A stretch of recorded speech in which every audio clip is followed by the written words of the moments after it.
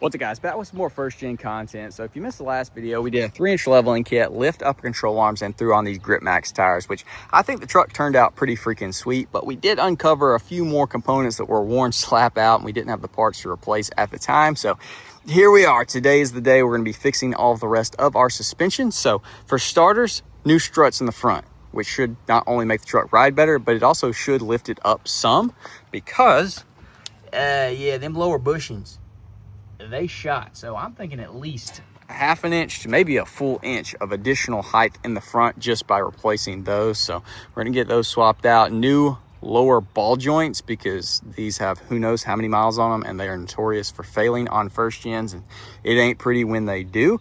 And then new rear shocks, because we forgot to order those last time, and we're still on probably 380,000 mile stock rear shocks. Definitely ain't doing us no good for the ride quality, but let's go ahead and get this thing pulled in the shop and tear it back down. So here's our parts that we're gonna be throwing on today. We got some generic Amazon struts and shocks and Moog lower ball joints. I'll have these things linked in the description if you do wanna pick them up. Now, a bunch of y'all did comment on the leveling kit video when we were gonna throw the lower ball joints on, saying you have to go with OEM Toyotas or they will fail. And I'm not doubting you. If you're gonna be putting a boatload of miles on your truck, definitely spend the money, get the OEMs. I don't even think they're that much more expensive.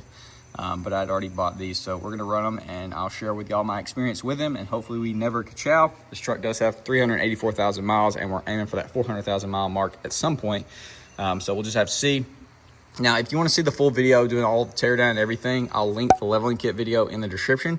But I'm just gonna go ahead and off camera knock out taking the ABS, brake lines off, sway bar, and this guy right here. Here's y'all a good look at our worn out lower bushing. Now, the issue I'm having with a new strut assembly is once you put the leveling kit on and bolt it into place, the lower does not line up, which I've tried this every single way you could do it. I've turned this 360 degrees. It all still is off.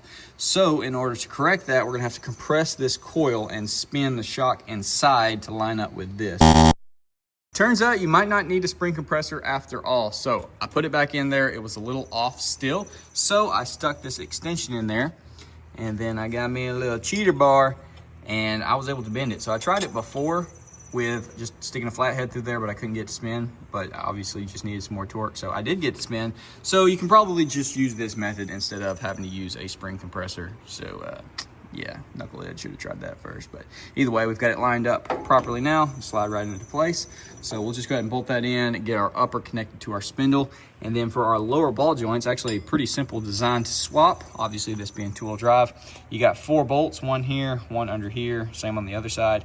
And then you have one for the lower control arm.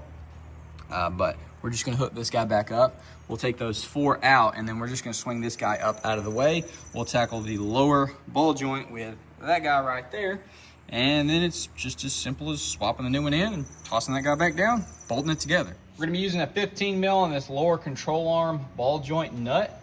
Got to break it free. We left our lower strut bolt out. That way we can lower the lower control arm. Let's grit our teeth and get this guy broke free. There we go. And I've got our jack just barely supporting the lower control arm for the time being. Now we got 11/16 for our 4 nuts holding the lower ball joint on.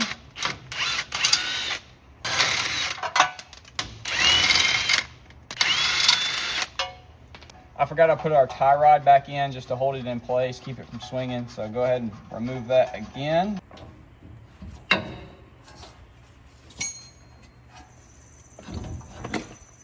Swing it up out of the way, and we can get access to get this guy free. Wow. That came out a million times easier than the passenger side. So there's our old, here's our new. It does not come pre-greased. There is, I don't think, any in there. Doesn't feel like it.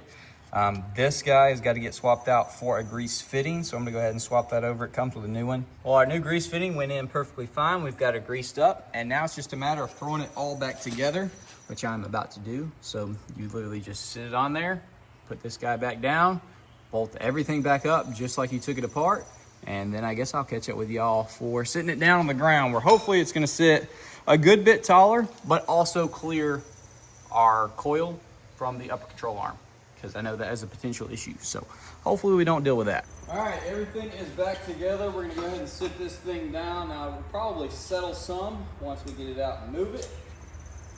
let's go ahead and check her out.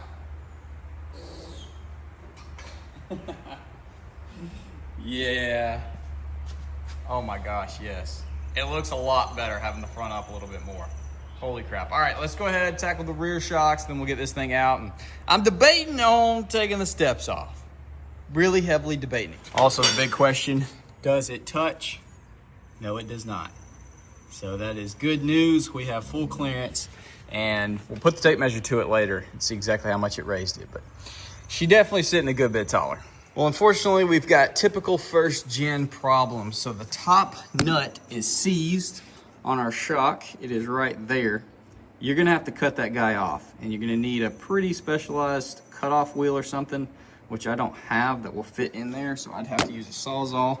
I don't want to potentially cut those wires. So we'll wait till either we decide to take the bed off and do it, or hopefully find a replacement bed. And while we're swapping them, we will address those, because yeah, there's no wrench cut out or anything to hold it. I tried vice grips, I couldn't, it's still spinning. So we're gonna leave those as is, but we are gonna go ahead and snatch the steps off. A ton of y'all said in the comments of the last video, take the steps off. It's gonna make it look a ton better, and I know it will. I was just wanting to keep all the XSP stuff, but we might be jumping ship on some of those parts, because I know it can look better. So on the steps, it looks like we've only got a single bolt, so 19 mil on each post. Now, when I was under here looking, I didn't notice this on Terry, I don't believe. We have an equal length exhaust past the transmission, and then of course joins together, which that pipe looks tiny. That I guess is a 2, it looks like a 1.5, it's absolutely tiny. We're of course going to do an exhaust system on this truck, and this looks like a great candidate to do a equal length with the X pipe without having to do a loop. Because you could probably just run this guy there, and then that way, and that equalize the length, and then throw the X on there. Maybe we'll go into a Y. I don't want to do true duals because these things are stupid loud with catback true duals, like as loud as a lot of trucks without cats.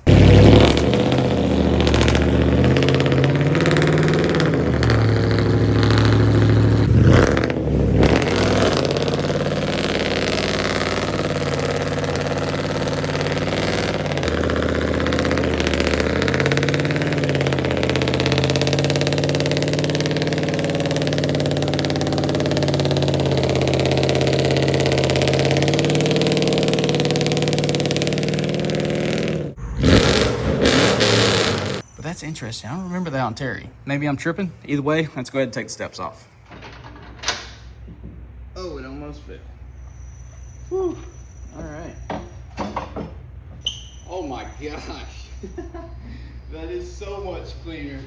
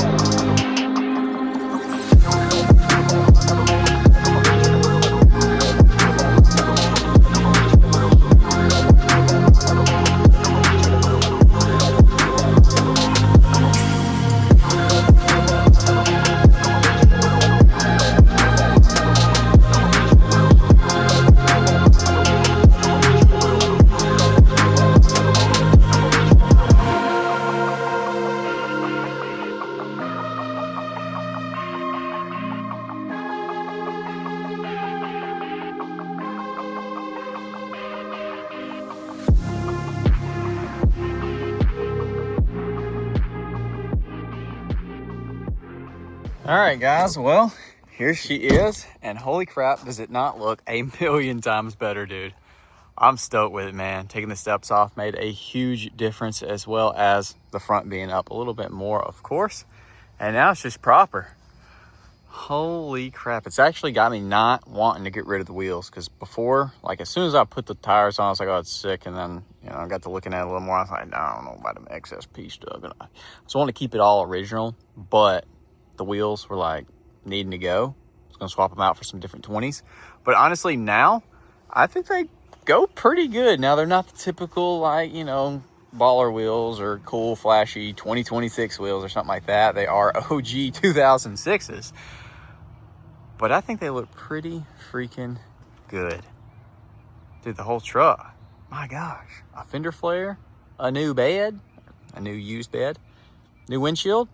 Dude, this thing will be freaking clean. Well, you know, minus crazy lady key mark going down the side. But, you know, I don't think that's the purpose of the truck. But if we never find a bed, dude, she's gonna get crispy. But I don't mind it. And there ain't nothing freaking wrong with having an old clapped out truck. You got paint defects, whatever the crap. It don't freaking matter. It's honestly a lot more enjoyable sometimes because you can just drive your truck and not give a crap.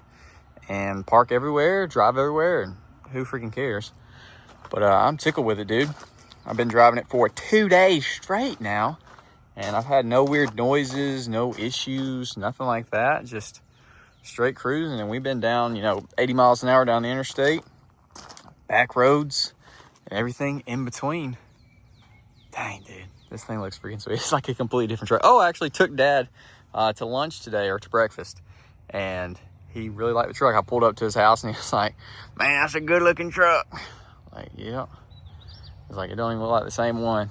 And it don't. It genuinely don't. Completely different attitude now. And I'm loving it. Let me show you all the angles real quick for anyone that is curious.